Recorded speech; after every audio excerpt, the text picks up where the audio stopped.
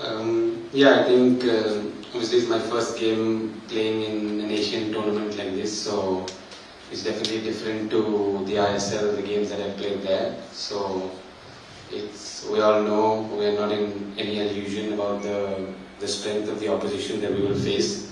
But also, you want to take steps like this in your career. So I'm very happy and grateful to have an opportunity like this. And I don't think we should take it for granted because there are a lot of other teams that would love to be in our position tomorrow.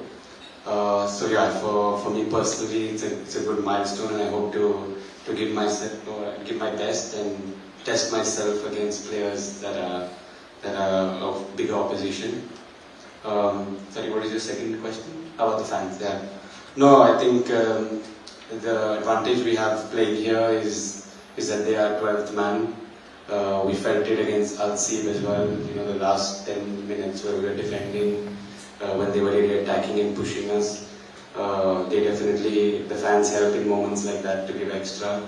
And I think, yeah, the game at home, like tomorrow, we have to make the most of this 12th man, so we need them and we will give our best tomorrow.